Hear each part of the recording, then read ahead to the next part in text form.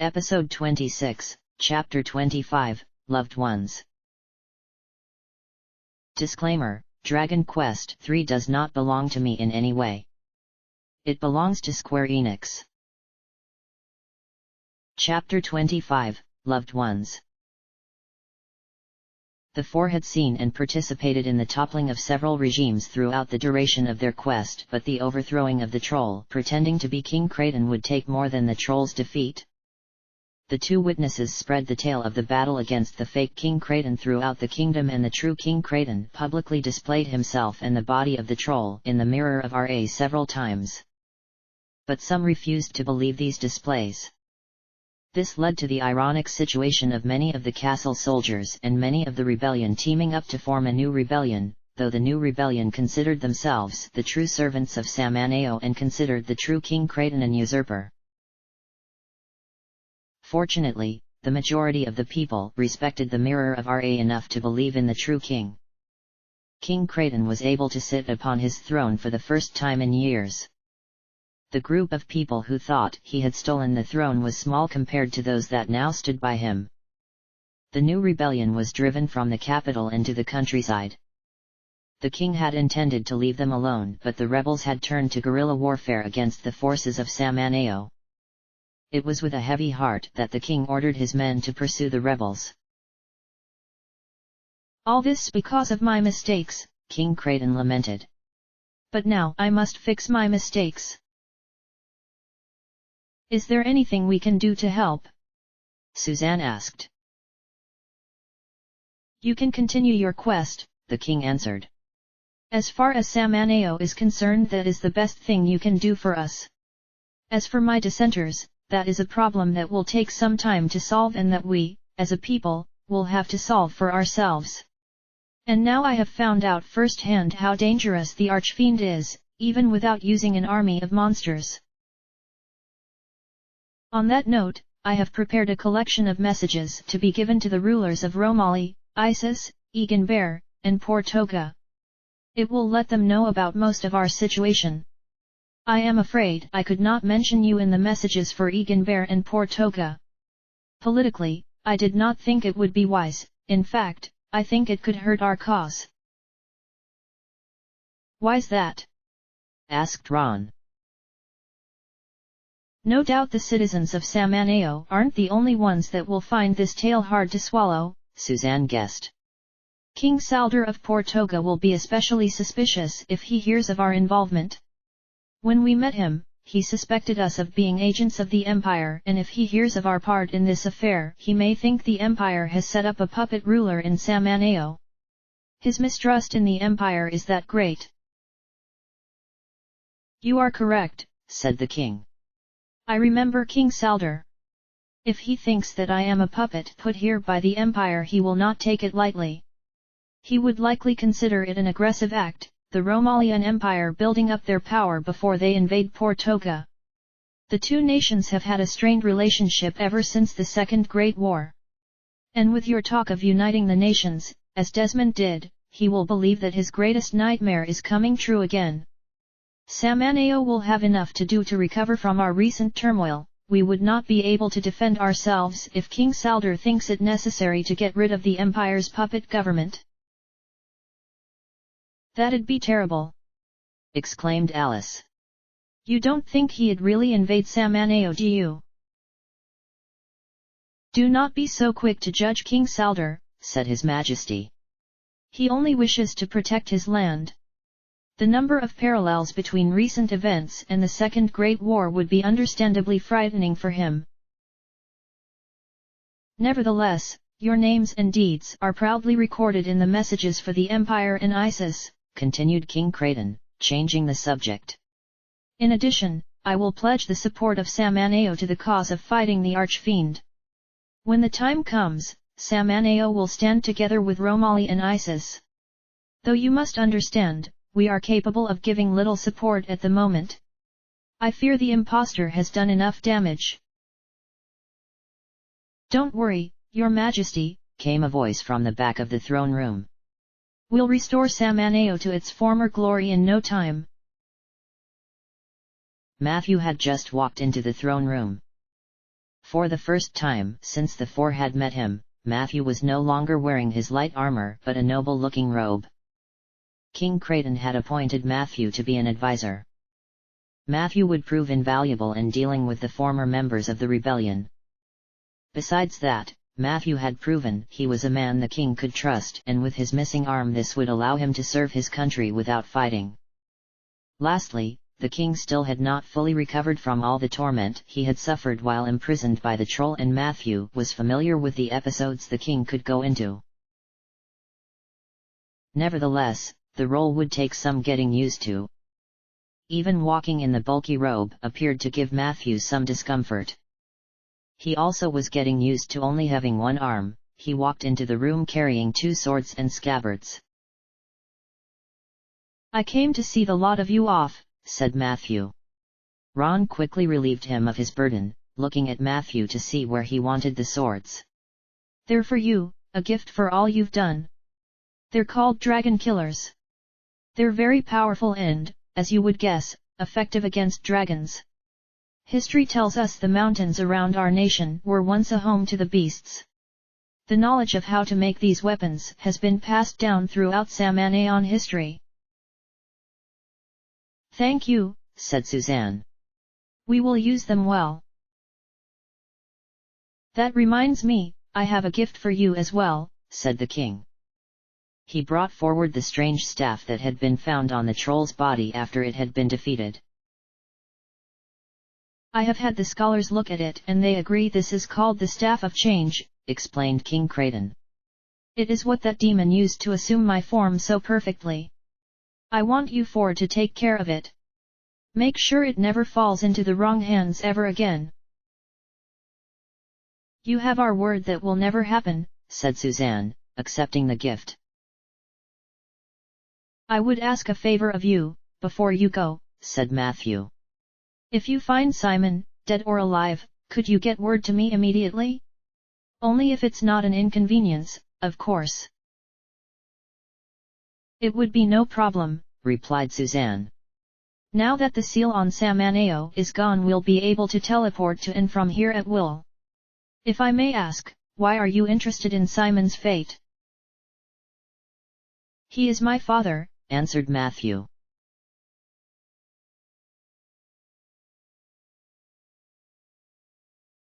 Having no leads on the remaining 2 orbs and wanting to find Simon for Matthew, the group decided to look for the shrine jail, where Simon was sent by the impostor. King Creighton and Matthew gave the group maps which pinpointed the shrine jail's exact location in the Gnarls Sea. The Mad Hound was teleported near known eels. From there, it was a 4-day trip to get to the Naxley Sea, the body of water just east of the Gnarls, which was connected by a river. On the 3rd day of the trip, they came to the river that led from the open ocean through land, forming part of the border between the Zilkov and Dalmath continents. This portion of the Dalmath continent was literally covered by a humongous forest called the Forest of the World Tree. The forest was named for the fact it was rumored to house the World Tree, a tree whose leaves were said to have wondrous healing abilities.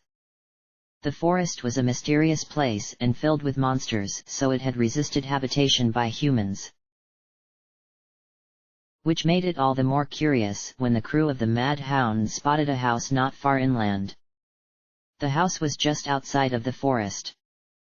Suzanne wondered who would be living in a place like this, and so she and the other 3 decided to take a quick detour and visit the house. Once the 4 came near the house, they found that it was of remarkable construction. It was made out of the finest of wood and shaped in such a way that it seemed to sprout forth from the ground itself. Looking at the house and comparing it to the nearby forest, it was clear that wood used had come from the forest. However, looking at the house and its natural-looking shapes gave the observer the impression that no trees had been cut down to build it. Out of the house came a man of very short stature. The 4 quickly realized he was a dwarf. The dwarf was wearing heavy armor and was carrying a hammer even bigger than he was. "Be gone with you!" shouted the dwarf in a very deep voice. "Don't think I can't reach your faces with this hammer here." Suzanne held up her hands. We mean you no harm, sir. We were just wondering who was living so close to the forest of the World Tree. The dwarf opened his mouth to yell again but then promptly shut it. It was tough to see due to the dwarf's full facial hair covering his face, but he appeared shocked at what Suzanne said. The four looked at the dwarf with confusion. That voice, muttered the dwarf, barely audible. What is your name? As Suzanne came near the dwarf, it was now her that showed surprise on her face. She quickly composed herself and answered, I am Suzanne of Aliahan, daughter of Ortega. And you are Gerald, the man who brought us news of his fate. My goodness, Suzanne, what brings you out here? Asked Gerald. Why are you and your friends armed and armored like this? We have taken up the journey where my father left off, answered Suzanne. No, said Gerald, horrified. You cannot go on our journey. Ortega's spirit would never rest, knowing his little girl is putting herself in danger. I have to disagree, Gerald, replied Suzanne. We have met with a lot of progress in our quest. I believe my father would be proud. No, yelled Gerald again. You have no idea what you're getting into. You have no idea the horrors that are out there. With all due respect, we do, returned Suzanne calmly. We have fought terrible monsters and witnessed terrible things. But we have also seen the good out there. And we have begun to get the different nations to cooperate. The Romalian Empire and ISIS have formed an alliance and are even now preparing to deal with the Archfiend. And just recently, Samaneo has come out of isolation and has pledged their support to the cause. Gerald once again wore the face of shock. Samaneo has come out of isolation? How in the world did you manage that? It's a long story, said Suzanne. Why don't we go inside and take a moment to catch up?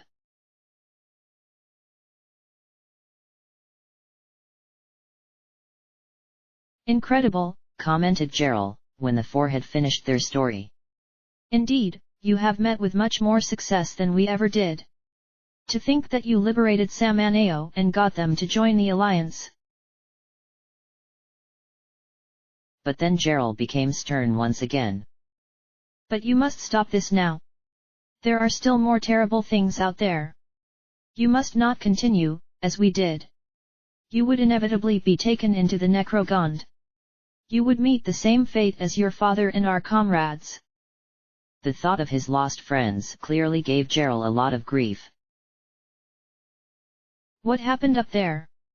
Asked Suzanne softly. Up in the Necrogond. I never heard the whole story. I wouldn't want to give you pain. Know only that your father fought bravely to the last. Answered Gerald. Please, Gerald. I can handle it. Said Suzanne. Gerald gave a large sigh. Very well. We went into the Necrogond to perform reconnaissance on the Archfiend and his forces. Maybe we could even catch a glimpse of the bastard. The going was tough from the get-go. The monsters would have been bad enough, but just getting through the mountains was an impossible challenge. One day, we were beset upon by a host of monsters. The battle was fierce and we never found good ground to stand on. It was all we could do to keep from falling down. We used this to our advantage too, pushing monsters down the mountain. But many of our foes could fly. It felt like hours. Eventually we caught a break, but it didn't last long. Before we could find shelter, we were attacked by a large green dragon and some other monsters. Irenaeus, one of our comrades and an elven wizard, identified the dragon as Slicinal, the Dark Sky Guardian said to have served the Master Archfiend in the First Great War. Wait, that's the name from the elves' song from Liam Land! Exclaimed Alice. The one they said killed the god bird. It would not surprise me, said Gerald. He was a terrible beast. With him fighting us, we were now at a serious disadvantage. And he was a skilled flyer, we could not hope to escape. Ortega was sent down the mountain first. One of Slicinal's minions cast a spell, and when Ortega tried to avoid it he lost his footing. Then Slicinal let out a burst of flame that sent me down the mountainside. I was separated from Ortega, Serena, and Irenaeus. I lost consciousness for a time, continued Gerald. I don't know how long I was out. I was amazed to even wake up. There were no monsters around me. I hurried up the mountain after my friends. I came across Serena and Irenaeus first, said Gerald. His voice was barely audible now and his face had lost all its color. They were already dead. What was worst, there were monsters all around them. The demons were feasting on them right there. Now Gerald was filled with such rage, the four were almost afraid he would snap and attack them. I ended the foul beasts right there to stop their desecration of my friends' bodies. It was then I heard a commotion further up the mountain. I could see Ortega fighting Slicinal all by himself. Gerald's anger was now replaced with admiration. I always knew he was a skilled fighter, a master with both the sword and with magic. But I had never seen him like this. To think that he fought and defeated that dragon in single combat is incredible. Then Gerald turned solemn again. I rushed up the mountain to help him but I was too late. When I saw him deal the killing blow to Slicinal, I slowed my pace. Thinking the threat done with, my adrenaline stopped fueling me and I felt the ache of my wounds and my exhaustion catch up with me. It appeared the same happened to Ortega.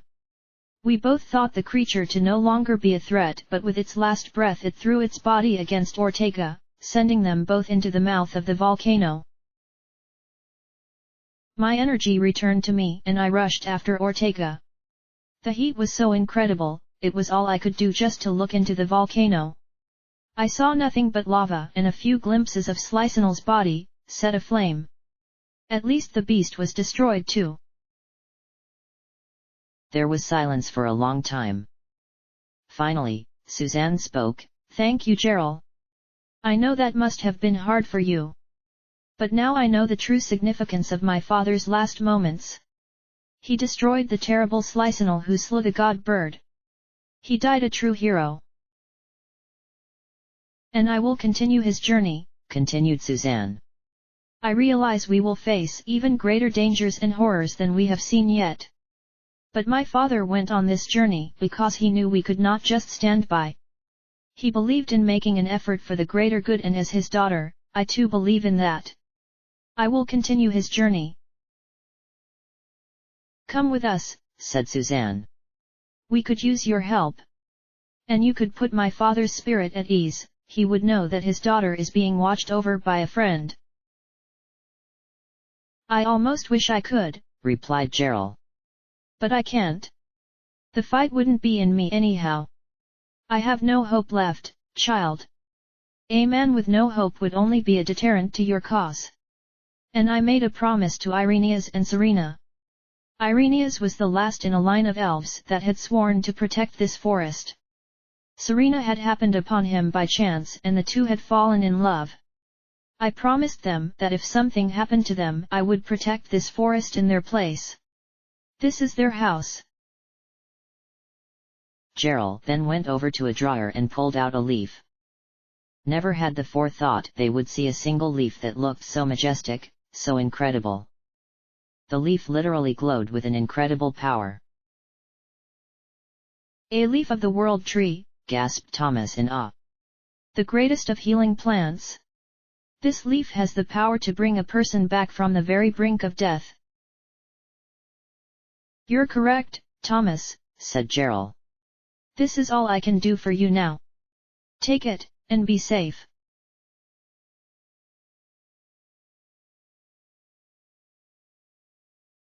The four left Gerald and continued towards the shrine jail. The next 2 days saw sunny skies as the Mad Hound worked its way into and then through the Laxley Sea. "We're finally going to meet Simon," exclaimed Alice excitedly. I hope Matthias was right and that Simon has the sword of Gaia. I would love to see that thing in action. Don't be too hasty, cautioned Thomas. Do you remember that tale we heard from the bard, Sonny? The shrine jail is right in the middle of the Gnarls. And if his tale is correct, there's no way we'll even get into the Gnarls. Well, of course I remember, Tom, said Alice, undeterred. But I have faith in Captain Marbili and his crew. They haven't failed us yet.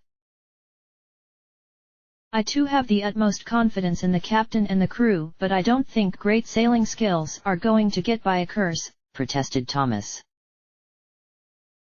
The two continued to discuss the matter while Suzanne and Ron looked on. She's awfully cheerful today, observed Ron. Usually when we try to argue with her she'd be yelling her head off at us by now. Remember how we argued about the existence of ice dragons again yesterday? You would think I insulted her honor or something. She's been patient with Tom in general recently, said Suzanne. I think she's being thankful for his saving her life against the troll. Now that's just unfair, replied Ron. We kept the thing away from the two of them while Tom worked his magic. We saved her just as much as he did. You don't think Tom deserves some credit? Asked Suzanne. Oh, no, that's not what I meant, said Ron hastily. There's no way I could have done what he did. He definitely saved her life. But we played our part too. I'm just saying that instead of just not yelling at Tom, she should not be yelling at us too. Suzanne could not help but laugh at Ron's comments. Oh, but that would take away from team morale. The crew was even placing bets on how long you and Alice would argue about ice dragons yesterday. Really? Asked Ron, brightening up. I wish you would have told me. I'd have loved to get in on that. Speaking of morale, said Ron, now serious. Are you all right, Susie? I know our visit with Gerald brought up a lot of memories. I'm fine, replied Suzanne. Really, I am glad we ran into Gerald. Now I know what happened in my father's final moments. And even though those moments were horrible, I know he achieved victory even in death. Because of him, we will not need to worry about Slicinal. And as the daughter of the man who slew that beast, I am proud to continue on in his name.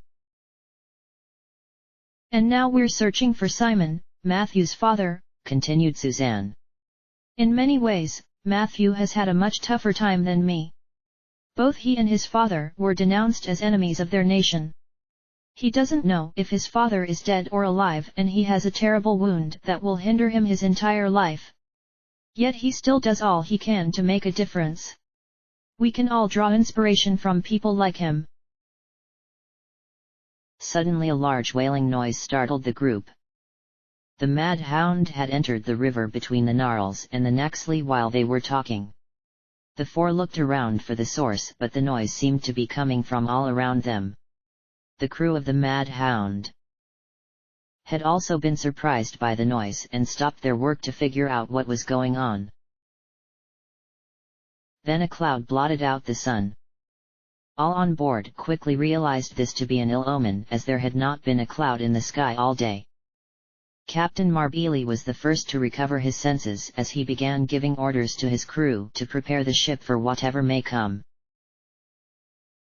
After a few more moments, the noise was identified as a woman's voice. Nobody on board could understand what the woman was saying, but she seemed to be crying out in extreme sorrow. Then the ship began being pushed backwards. Captain Marbili ordered anchors to be dropped, but almost as though the world was now working against the mad hound, any anchor that was dropped into the ocean was somehow unsecured and would fall off the ship entirely, no longer tied down.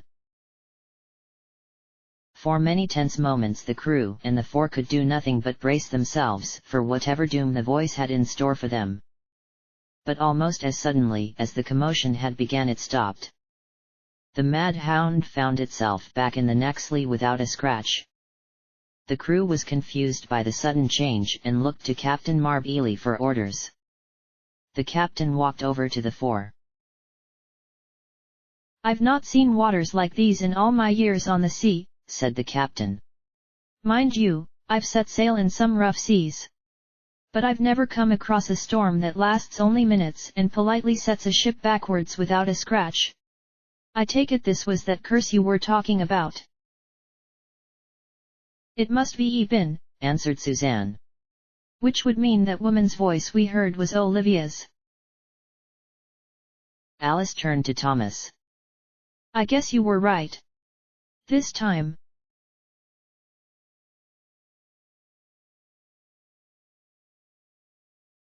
"So let me see if I follow this chain of events," said Ron. "We want to go to the Shrine Jail to find Simon. The Shrine Jail is in the middle of the Gnarls Sea. The Gnarls Sea is haunted by the spirit of Olivia who keeps us from getting to the Shrine Jail. Sunny told us that Olivia's love, Errol, was taken by a pirate ship that now travels the seas as a phantom ship. We believe this phantom ship is the same ship that Celia and her pirate group once happened upon, and that Errol's spirit, if it is on the ship, is the key to breaking Olivia's hold on the Gnarls.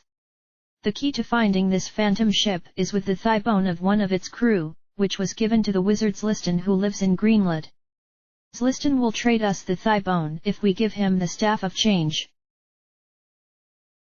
"Sounds about right," agreed Suzanne. "Now, Tom," said Ron, turning to Thomas. "I know you have your own little list cooked up to address this one." "I had thought everybody was tired of hearing my pessimistic grumblings," replied Thomas. "Especially since, as I have to admit, I've often been wrong." "Just indulge me," said Ron. "Very well," began Thomas. "Simon is probably dead, we are only guessing that Errol's spirit can calm Olivia's, and we're only guessing that Errol is on this phantom ship." "Thanks, Tom," said Ron. "Now I'm not saying I don't think all of this is going to work, but you guys have to admit this is one of the most zigzaggy, complicated leads we've had on this quest." "Oh, I don't know," disagreed Alice. "Remember what we had to do for the final key? We heard about it in Tadanki, went to Lensel for more information and for the invisibility herbs to help us sneak into Egan Bear, where we found the vase of drought. Then we found out where to use the vase from a talking horse in the Sioux village and had to search in the middle of the ocean before finally finding it." "You have a point," conceded Ron. The four had teleported to Egan Bear, which was the closest to Greenland. Since they were in the area, they decided to pay Bill and Paul's a visit and see how their town was doing. It was a 3-day trip from Egan Bear to the new town. The path through the forest that the group had found last time had now been upgraded to a full road. At the beginning of the road there was a large house at which several guards were stationed. Some of the guards offered to escort the four through the forest, but they turned down the offer. The town had grown quite a bit since the last time the four had visited, 3 months ago. It seemed like an impossible transformation. The theater Bill had been overseeing the construction of was already finished with several shows and attractions advertised. A few extra shops had been added and the town now had an established business district. The town had been named Billville, likely in thanks to the man who had helped it grow so much. There were many people out and about on this day. None of them were heading for the theater or seemed to be using their time for entertainment. All of them were either working or going off in a rush, likely to get to their place of business. The four asked around for Bill and were met with surprising disdain in a number of places. Nevertheless, after asking a few people, they were pointed to a large building, one that had not been standing on their previous visit. The building was the most decorated structure in the town, even more so than the theater. One of the townspeople identified it as the town hall, though she had said so with a hint of sarcasm in her voice. Inside the town hall, Bill sat upon a throne with a luxurious red carpet leading up to it. Though his room did not have quite the level of decoration and wealth as a king's, he certainly gave off the impression that he was acting as a ruler. "Well, isn't this a pleasant surprise?" greeted Bill. "I formally welcome you to Billsville, now that our settlement actually has a name. What brings the four of you here?" "We have business in this area of the world, so we thought we'd pay you a visit," answered Suzanne. "I have to say, I'm impressed with how far this place has come along. I can't believe how much progress this town has made in the last few months alone." "Ah yes, we're all very proud of the achievements we've made," said a beaming Bill. "Everyone knows the value of hard work here. And I've heard a thing or two about your achievements. In the past couple days the town has been abuzz with rumors of Samaneo coming back to the rest of the world, helped along by a courageous quartet of warriors. That wouldn't happen to be you four, would it?" "We may have had a hand in it," said Ron, also beaming. "Well, I thank you for that," said Bill. "Now I can send my recruits to Samaneo. This opens up a lot of different possibilities. A new variety of people could settle here. And if rumors of the terrible life in Samaneo are true, we should have no trouble getting people to move from there." "Can you only think about yourself?" asked Thomas with disgust. "These people are trying to recover from a terrible regime and all you can think about is what they can bring to your operation." "I'm sorry, Tom, I misspoke," answered Bill hastily. "Of course I empathize with what the Samaneons have gone through. That is why it would be so great for them to come here. I would think many of them have had enough conflict in their native land, conflict which doesn't exist here. I think many Samaneons could have a better life here." "That does bring up something troubling I've noticed in our stroll over here," began Suzanne. "Why is everyone in such a rush around here? Everyone seems to be working at a frenzied pace and we've noticed a lot of unhappiness just walking here. To be specific, a lot of this unhappiness seems directed at you." "Well, like I said, everyone knows it takes hard work to make this place succeed," Bill explained. "But just because a person knows this doesn't always mean he or she is happy with it. I've taken it upon myself to keep the people busy, to keep the town growing. Many think that we've come far enough that we can sit down for a bit and relax, but I know better. We're one of the few settlements on this side of the world, and as far as most of civilization is concerned, we're out in the middle of nowhere. If we sit down for a moment, then the rest of the world will quickly forget about us. And since we are so isolated, that would quickly mean the end of this town. We need to continue to work hard to keep this from happening." "With all this talk of hard work, what are you doing to help this town besides boss everyone around from your throne?" asked Thomas accusingly. "You have the town named after you and this nice luxurious room to lounge around in. Where's your hard work?" "Tom, I'm shocked at your attitude towards me," said Bill, hurt by Thomas's comments. "I'm doing for this town what I had done for you guys.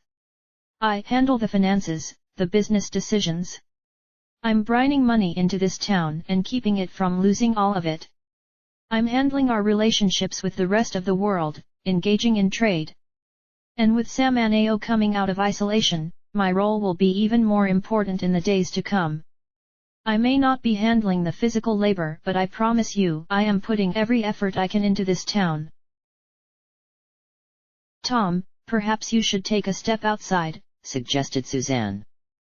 Thomas put up no argument and seemed glad to remove himself from Bill's presence. "Tom does bring up a good point," said Suzanne, turning back to Bill. "Make sure you always have the best of these people in your mind, Bill.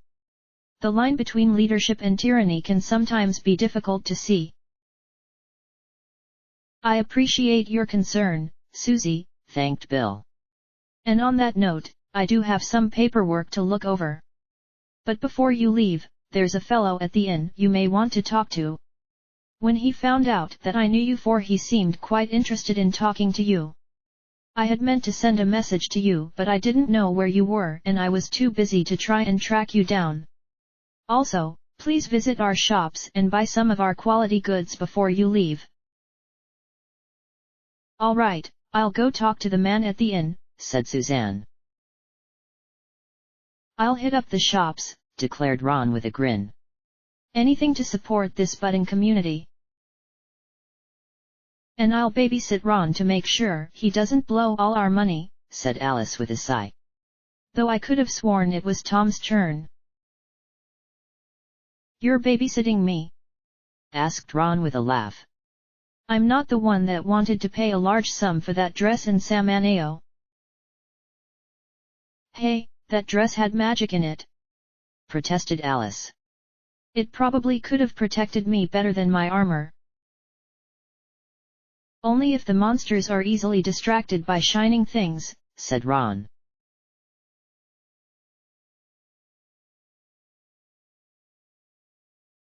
Suzanne went to the inn looking for the man Bill had referred her to. The innkeeper directed her to one of the rooms. Suzanne knocked on the door and was admittedly told to enter. Inside the room was a middle-aged man who looked like he had seen his share of battle. His body was covered in scars. He wore green furs and his face was much paler from the rest of his skin, as though he typically wore something over it whenever he was outdoors. Suzanne was reminded of the cannibals that the group had encountered in southern Terrasia. You are one of the 4 searching for the orbs? asked the man, not wasting a lot of time. I am, confirmed Suzanne. I am from one of the tribes that used to take residence in southern Terrasia, said the man, confirming what Suzanne had been thinking. As you may know, the Archfiend's forces have forced many of us from our homes. Those that remain may as well be monsters. They hunt humans for food and serve the Archfiend. We had the misfortune of encountering such people in our travels, replied Suzanne. I must admit that you remind me of them. You refer to my manner of dress? asked the man. It is common for the people of our land. Or was common, as things are now. Do not compare me with those disgusting things. They are as responsible for the exile and deaths of my people as the Archfiend. I'm sorry, apologized Suzanne. Why did you want to speak with us? I want revenge against the Archfiend and against those vile cannibals, explained the man. I myself have traveled far and wide and talked with many people. When I heard that a group of people was searching for the orbs, I decided that I should help them. I don't know what the orbs do, but I do know they are objects of incredible power. A year ago, I returned to my former home. There I found that my people were not the only tribe not to give in to the Archfiend, continued the man. Rumor has it that this tribe has been tasked with protecting the silver orb. A line of guardians have been given this task. They are said to protect the orb from within a shrine that lies in the Necrogond Mountains. The people I talked to expressed their belief that the Archfiend had not found the shrine, for they say it is well hidden. Inside the Necrogond, echoed Suzanne. That's in the heart of the Archfiend's land. How would they have survived this long? I can't say for sure that they have, admitted the man. But I know the people of this tribe. They have always been attuned to the magical arts.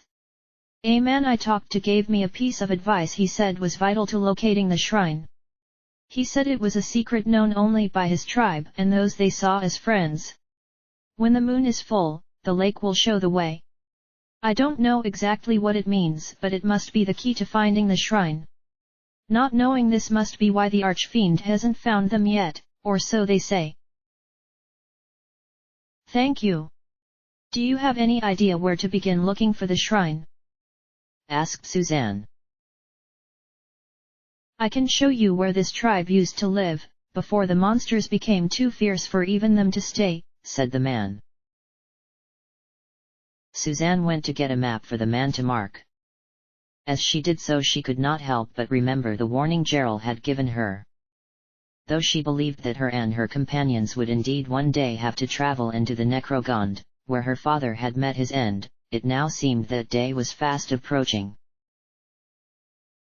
End of chapter.